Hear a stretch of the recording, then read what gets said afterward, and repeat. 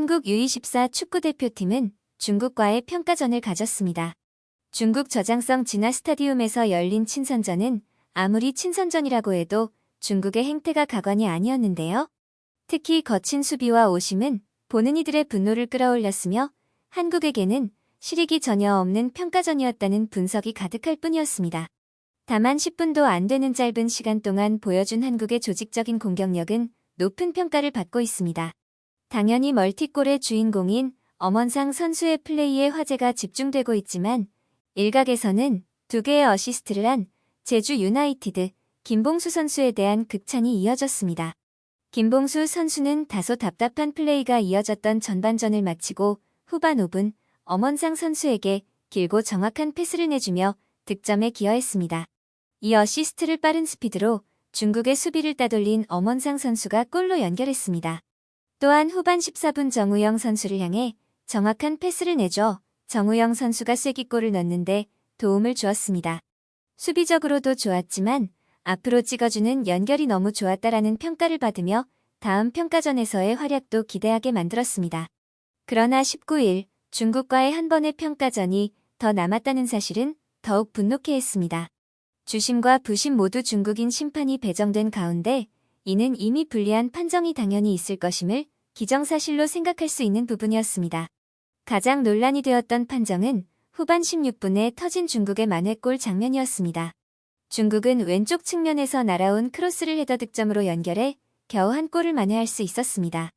그러나 크로스를 올리기 전 공은 이미 라인 밖을 나간 게 중계화면으로 포착됐었죠. 하지만 주심과 부심 모두 문제 없다고 판단해 득점을 인정해버렸습니다. 이에 대해 당연히 한국 선수들은 판정에 항의를 했습니다. 중계화면 속 육안으로 봐도 골라인 아웃이 분명했기 때문에 정당한 항의였습니다. 그러나 그 항의는 받아들여질 리 만무했죠. 비디오 판독도 없었을 뿐 아니라 이날 심판을 맡은 주심과 부심 2명, 대기심까지 4인 모두 중국 심판이었기 때문에 판정에 대한 번복은 있을 수 없는 일이었습니다. 가장 논란이 되긴 했지만 친선전이고 한국이 3대 0으로 이기고 있는 경기였으며 판정도 경기의 일부라는 논리에 따라 억울하지만 넘길 수 있는 부분이었죠. 그러나 중국 선수들의 경기 내내 거친 수비와 불필요한 태클은 또 다른 문제였습니다. 한국 선수들은 여러 차례 태클로 인해 넘어지고 호소했지만 주심의 호루라기는 울리지 않았고 이에 힘입은 중국 선수들의 수비는 더욱 거칠어질 수밖에 없었습니다. 결국 2골을 넣은 엄원상 선수가 중국 수비수 티네이와 충돌해 무릎에 충격이 가해져 교체되는 상황에 이르렀습니다. 공과 상관없는 수많은 수비 반칙들이 있었지만 심판은 경기를 그대로 진행시킬 뿐이었습니다. 경기에 지는 것이 아니라 선수들의 안전에 위협이 되는 오심들이 가장 큰 문제 상황으로 지적되고 있습니다. 이 경기를 본 한국 팬들은 분노했지만 중국에서는 어떤 반응을 보였는지 살펴보겠습니다. 한국 팀이 너무 약해서 중국의 관심을 불러일으키지 않았다라며 경기 자체를 회피하는 사람들도 있었습니다. 그러나 그렇다기에는 중국 언론에서는 일제히 한국과의 경기에서 패배한 소식을 전하고 있었습니다. 누구보다 관심이 많은 모습이었죠. 그러나 이들이 하나같이 기사의 타이틀로 삼은 것은 9분 동안 3골을 잃었다는 것에 집중하고 있었는데요. 그 9분 동안 집중력이 무너졌기 때문에 졌을 뿐이라는 뉘앙스의 기사들이었습니다. 심지어 중국 대표팀은 9분을 잃었지만 81분을 이겼습니다라는 반응을 확인할 수 있었는데요. 같은 시간 같은 경기를 본 지 정말 의심스러웠습니다. 이 평가전에서 중국은 와일드카드 3명을 모두 포함한 최정예의 멤버로 나섰다는 사실은 그들이 더욱 잘 알고 있는 사실이죠. 반면 한국은 와일드카드 3명도 포함되지 않았을 뿐 아니라 이강인 선수 등 주축 멤버가 나선 경기가 아니었습니다. 그럼에도 한국이 완승을 거둔 상황이었습니다. 또한 분명한 오심으로 얻은 만회골에 대해서도 한 점 부끄러움이 없었습니다. 어떤 기사에서는 결국 중국 U23은 한국의 1대3으로 패했다. 어쨌든 비록 패배였지만 골을 되찾는 것은 체면을 얻는 것으로 간주될 수 있습니다. 라는 보도를 내놓았는데요.